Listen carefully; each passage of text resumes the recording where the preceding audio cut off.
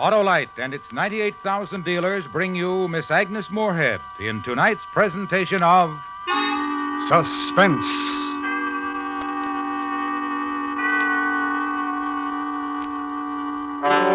Tonight, Autolite salutes the American Automobile Association and its traffic safety program as we present a dramatic report called The Empty Chair. Our star, the First Lady of Suspense, Miss Agnes Moorehead.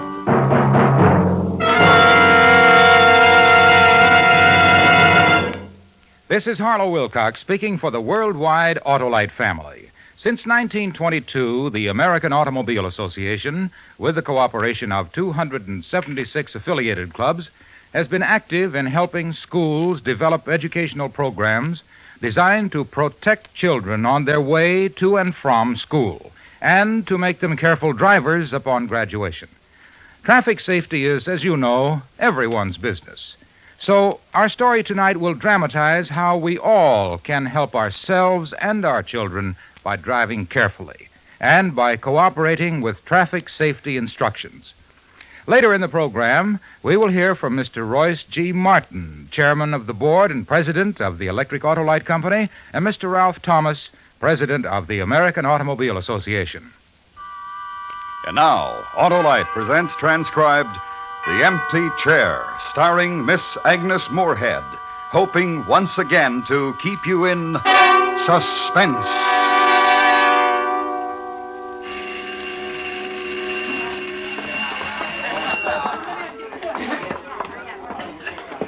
Now, are we all settled down? That's good. Miss Barbara Warner. You may call me Miss Barbara or Miss Warner, either one, which gives you young ladies and gentlemen at least two choices when you wish to attract my attention, so that there'll be no need to yell out, "Hey, teacher." Besides, 10B3. 10B3 at your homeroom, high school at last. And today's the first day. Young ladies and gentlemen, truly, and today's the day it really starts. So now let's get to know each other, shall we? All of you will get up and go to the back of the room, please. I have your study cards here, and I've arranged them alphabetically. We'll start with the first row and the first seat, and as I call your names, you'll be seated. Sidney Aronson, Mary Avanti, right in back of Sidney. Yes, that's right. David George Darley. Just a minute, George. Leave an empty seat. Jessica Bromley, and then skip one, and then you, George. An empty seat for David Cooper. For now.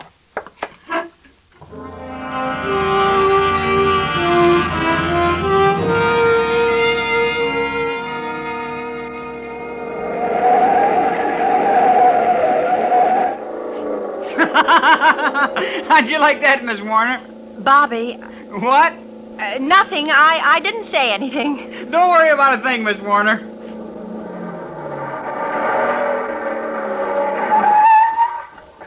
Home. And how'd you like your ride? Well, I'm glad it's over. And I was just getting a compliment ready for you. Oh, you were?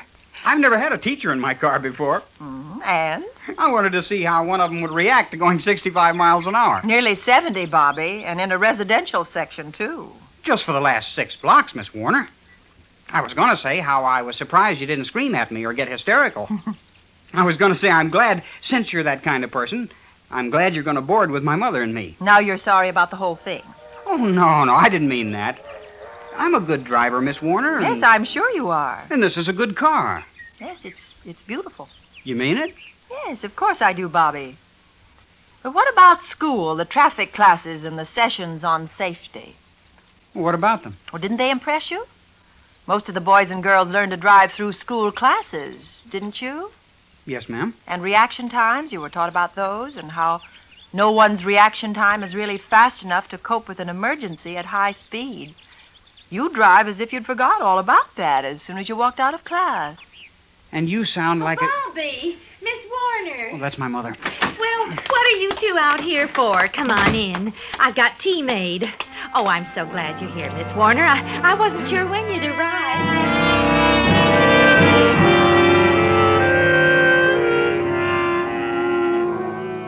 Mrs. Morrison, mother of Bobby, a woman in her 40s perhaps, or younger, in a plain cotton house dress that hung loosely about her, and her hands were almost delicate and quite thin and worn. And her fingers quickly, nervously pushed strands of graying hair tied against her temples, and on her face the trace, and not yet deep, of lines of strain. Now, don't let Miss Warner carry her bag herself, Bobby. You take it. Now, take it to her room. Bobby. And then her touch on my arm, and Mrs. Morrison led me into her house, into her home, and showed me the living room, neat, sparingly furnished, and said that I was welcome to use it any evening for my guests if I just let her know beforehand. She would arrange to go to a movie or call on a neighbor. Just let her know beforehand. And the kitchen, and where she kept the toaster and the coffee canister and the sugar and the other things I'd need for breakfast or a snack, whenever I pleased. She didn't mind a bit. And then my room. I had Bobby fix up the little radio on your bed table. I thought it might be nice. A pleasant room. A summer blanket neatly folded at the foot of the bed. A window open to a small wire-fenced vegetable garden. A desk, a chair, a pleasant room. Unpack now and change and lie down and rest. Listen to the radio. And doze. Lay off me, Ma. Leave me alone. Just lay off me, do you hear? And waken then to summer evening and to something more harsh. I'm fed up, Ma. Fed up. Do I reach your Ma? Is it getting through to you? Now, listen to me, Bobby. I've had it listening to you, Ma. Bobby, she'll hear you. Miss Warner will hear Let her hear. You hear me, Miss Warner? You listening real good? Hey, Warner, wake up. Hit the deck. Wake up and get an earful. All right. We'll do that, Bobby. We'll let Miss Warner listen so you won't have to yell at her. Miss Warner? Miss Warner? Yes? Would you come out, please? I want you to... Would you please? Yes, Mrs. Martin.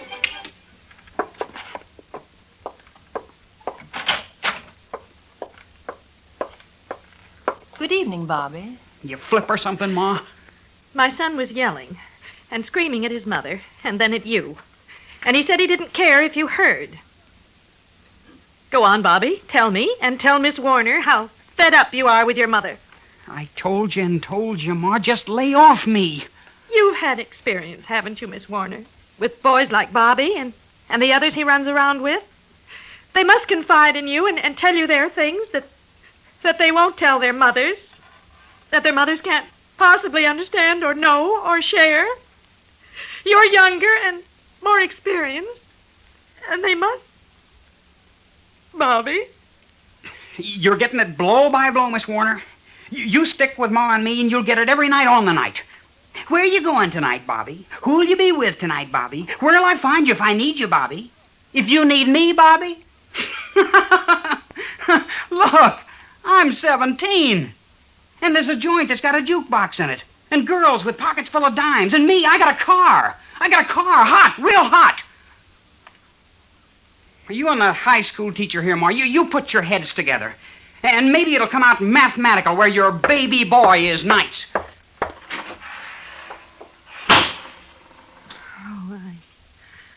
Oh, I'm sorry, Miss Warner. Forgive us, please. Oh, don't mention it. No, I want to tell you about my boy. He's had no father since he was 8. When he was 13, Bobby got some work around a garage after school. It helped. It helped out a lot. And I was glad to see it.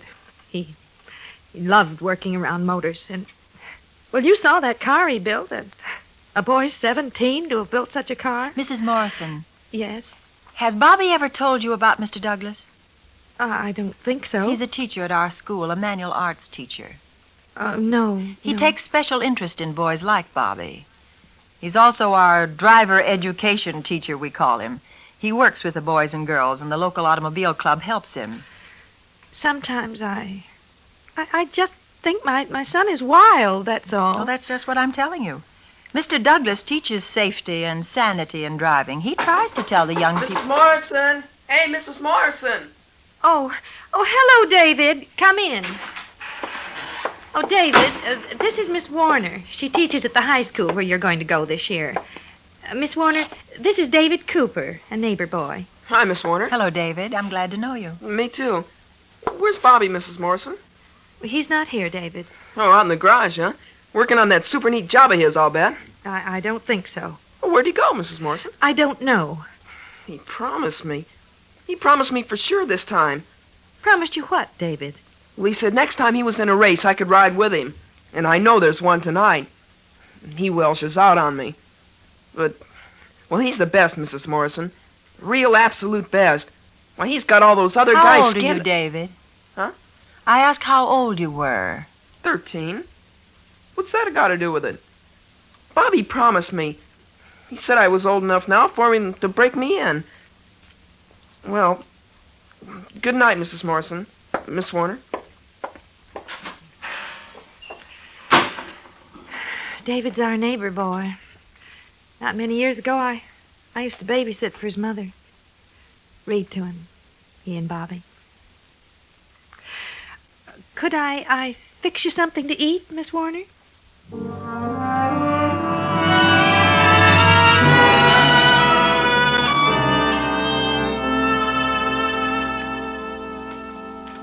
And here, this picture was taken at Lake Louise, too. You can hardly tell I'm the one in the middle, can you? The way Miss Reba and I dressed up there. Ah, it must have been very expensive. Oh, and restful.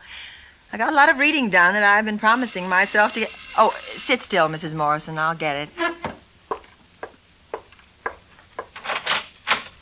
Good evening. Good evening. Does this young man belong here? Yes, he does, officer. Please come in. Who is it? Now, don't get excited, Mom. Oh. I said don't get excited. Are you Mrs. Morrison? Oh, yes. Yes. I'm Officer Cleaver. The only reason your son isn't in juvenile court right now is because, as far as I know, it's the first time he's pulled a trick like he did tonight. What are you talking about? In his car. Him and another one, speeding down Presbury Street. Your son headed north and the other one south, headed toward each other. Front wheels on the white dividing line to see who'd give way. Going over 70 miles an hour. Oh, Bobby. Who the other kid was, I don't know, ma'am. I can only catch one of them. Him.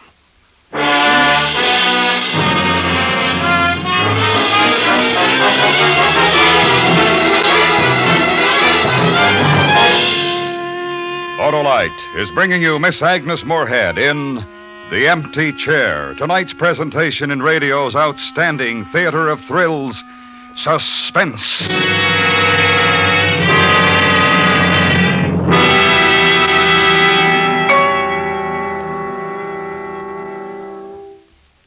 We'll continue with Suspense in a moment. Now, here is Mr. Royce G. Martin, chairman of the board and president of the Electric Autolite Company, to introduce a special guest. Tonight, the worldwide Autolite family is privileged to salute the American Automobile Association and its traffic safety program. To tell us how this practical safety program is helping to reduce traffic accidents by teaching future drivers how to be careful drivers.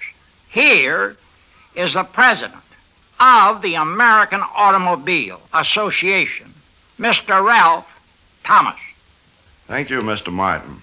We of the American Automobile Association are grateful for the interest shown in our work by the Autolite family, as evidenced by this program tonight.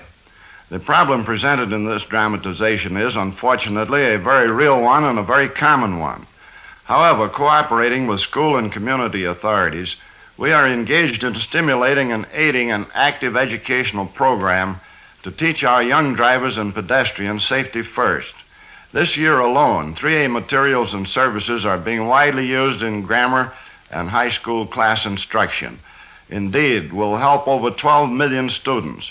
This, of course, is important to all of us. If you have a son or a daughter in school, ask about this program and set a good example yourself by practicing safety behind the wheel. If you are a student, take an active part in class, and when you are behind the wheel, be the best amongst the young drivers. Be a sportsman-like driver. Thank you, Mr. Thomas. And as an 8-year-old boy said when he was asked what safety meant, safety is thinking not to get hurt or to hurt. There's a definition we should all remember. And now, Autolite brings back to our Hollywood soundstage Miss Agnes Moorehead in Elliot Lewis's production of The Empty Chair, a dramatic report well calculated to keep you in suspense.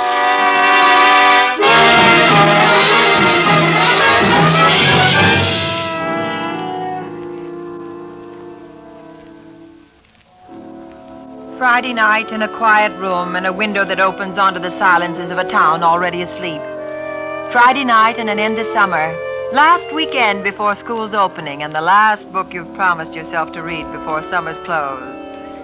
And read now to the undercurrent of voices from another room in Mrs. Morrison's home. Well, it's not that, son. It's me. I want to do my best. I try to do my best. Now, if you'd only... The night stillness. And Mrs. Morrison searched through it for the words to speak to her 17-year-old son. Saturday morning, and Mrs. Morrison has made breakfast and over coffee. Will you try and do something about my boy, Miss Warner? Maybe you could do something. Please. And dress then and go to the school. Try to save a boy. Door's open. Come on in. Oh, hello, Miss Warner. I don't want to interrupt, Mr. Douglas. I just... No, you're not. I'm just getting everything ready for when school opens Monday. What are you doing here today? Anxious to get back in harness? I don't know. I think so. Mr. Douglas. Yes? Do you know a boy named Bobby Morrison? Oh, yes. What about Bobby? I'm boarding with him and his mother. I heard the police picked him up racing last night. Yes. Some of the boys came in and told me about it. I was sorry to hear. His mother is very troubled. She asked me to help. Bobby's very bright. A real bright, intelligent boy. And sensitive. You were going to say something else, Mr. Douglas, about Bobby. He's a boy without a father. From when he was 8. Bobby's a boy who's looking for something. And he finds it in speed. And in danger, in ways that could kill him. We try, Miss Warner. We try real hard. We cooperate with the auto clubs. You know about the classes I give in driver instructions. Mr. Douglas... And I tell the kids, you kids drive like that, I say 1 out of 1,000 of you'll be a corpse before the year's out. 1 out of 45 hurt, crippled. We tell them why traffic laws are made. For the protection and survival of the community. And by actual demonstration, we show them what a tremendous force they're handling when they're behind the wheel of an automobile. We go out and demonstrate the different conditions, the distances it takes to stop a car on a dry and slippery pavements from different speeds. Together, we study accident reports and actual photographs of what happens when you're arrogant or careless with a car. Smashed cars from head-on collisions. Smashed people.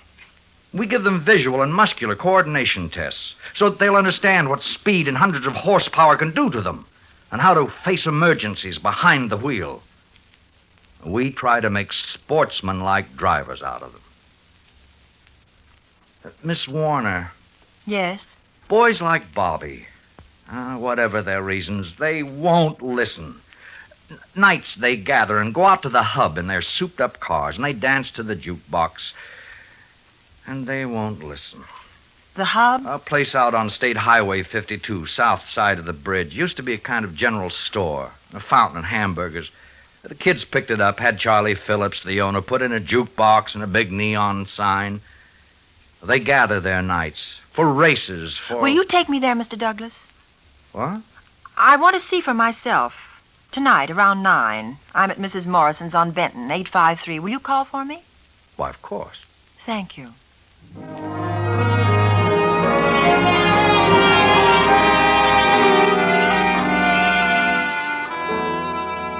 And later, when I got back to the house, Mrs. Morrison said Bobby hadn't been home all day. But it wasn't unusual, she said. He'd show up for dinner. But he didn't. And Mrs. Morrison picked at her food and got up from the table too often and walked around and made excuses which could cover Bobby's not being there. A double feature Bobby had to see twice. A friend had him to dinner, and Bobby forgot to call. The ordinary excuses we all make to hold back the truth for a while. And after dinner, dishes and her trying to chat brightly, but somehow sentences trailing off and not being finished. And glances through the window onto the night street, and the head cocked to the sound of every passing automobile. And when the doorbell rang, a mother hurrying for news of her son. Oh, And the disappointment. please come in, Mr. Douglas. Thank you. Oh, Miss Warner. Mr. Douglas is here.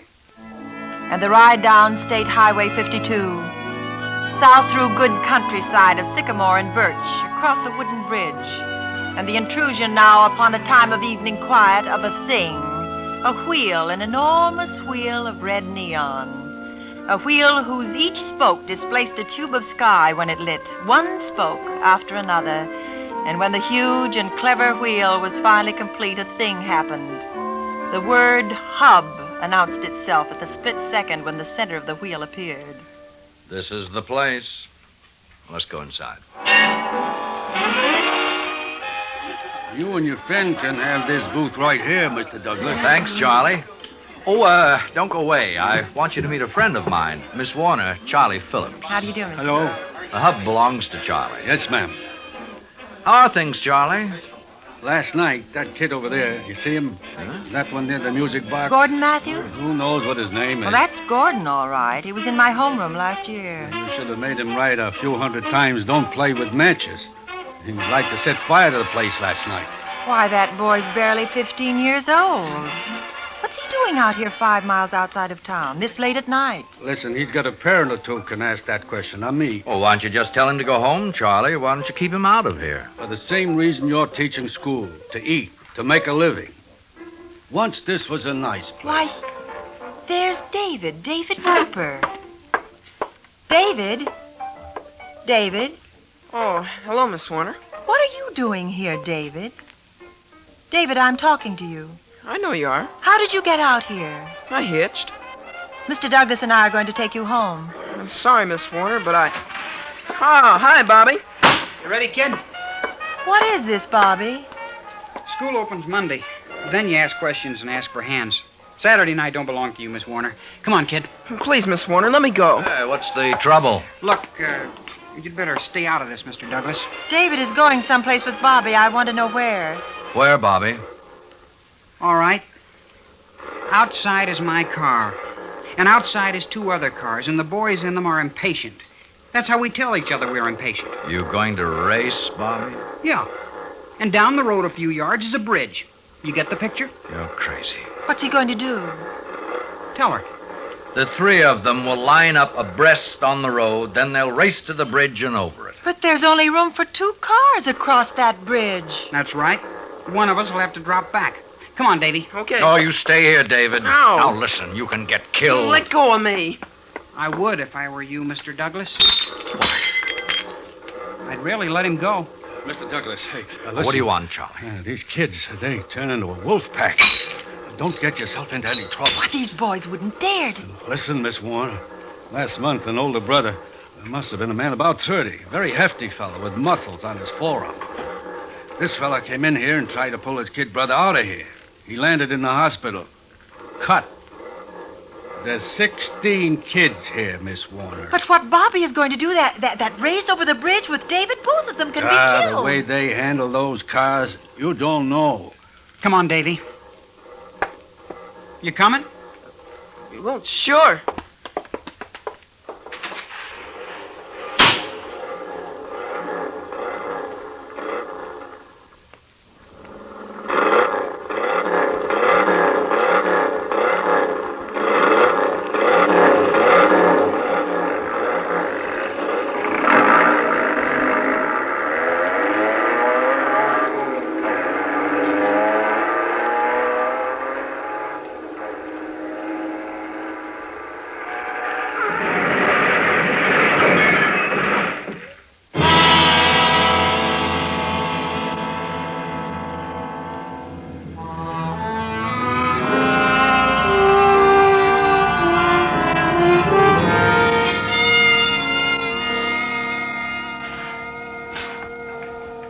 And Mary Wheeler, you start the last row. Mary, will you please? Take the seat down front.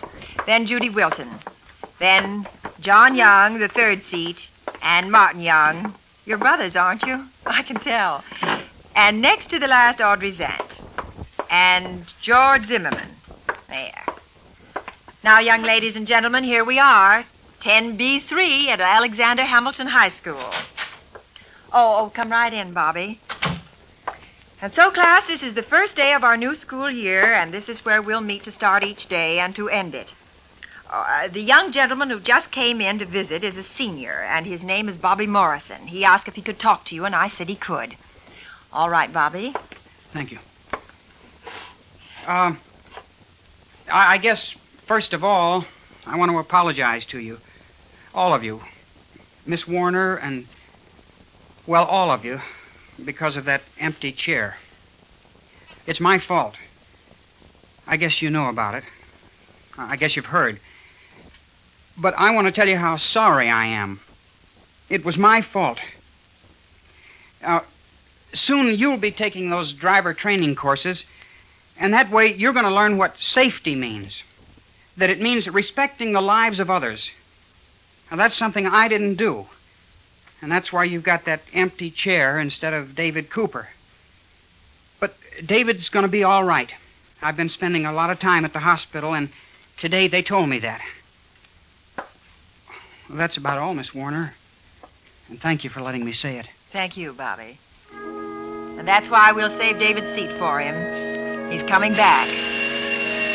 I want to wish you all a fine, productive, and safe school year. And if there's anything you want to talk to me about, I'll always be here. You may go to your first class.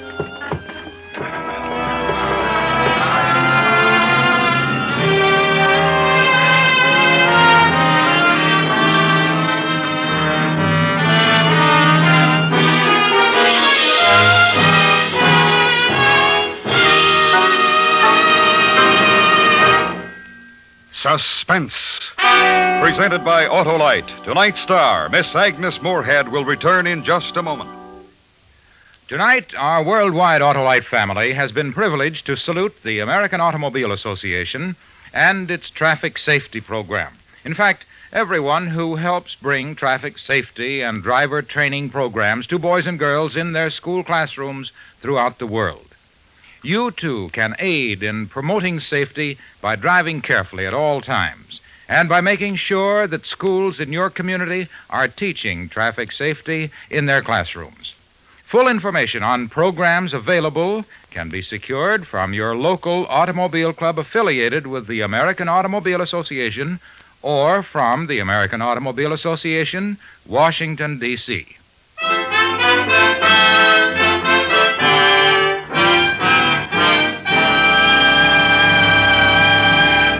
And now I'd like to present Agnes Moorehead and our producer-director, Elliot Lewis. Thank you, Harlow.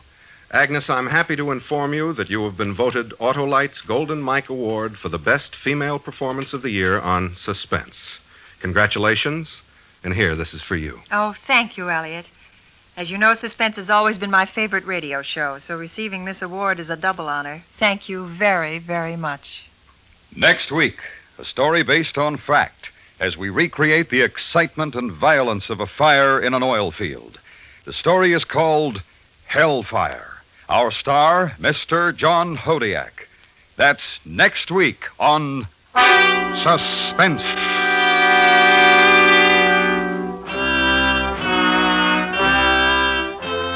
Suspense is transcribed and directed by Elliot Lewis, with music composed by Rennie Garrigank and conducted by Lud Gluskin. The Empty Chair was written for Suspense by Morton Fine and David Friedkin. In tonight's story, Sam Edwards was heard as Bobby. Featured in the cast were Michael Chapin, Paula Winslow, Joseph Kearns, and Herb Butterfield. Agnes Moorehead will soon be seen in The Magnificent Obsession. And remember, next week, Mr. John Hodiak in Hellfire. And now, this is Harlow Wilcox saying good night for the Autolite family with this reminder. You're always right to be careful.